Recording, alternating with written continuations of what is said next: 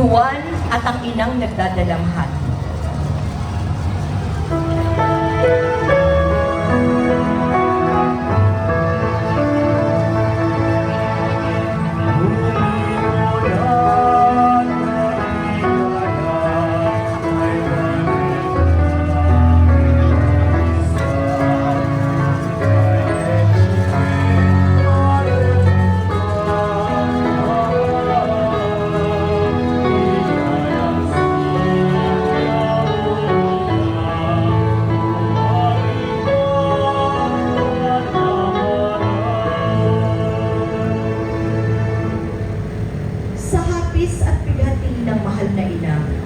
Tinanggap niya ang hinabili ng kanyang anak.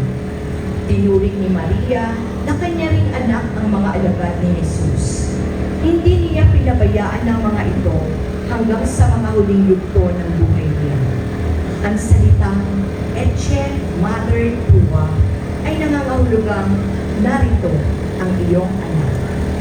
Ang imahe ng si San Juan at ang inang nagdadalamhati ay nasa pangangalaga ng pamilya Bernardino ng Nayon ng Baluma.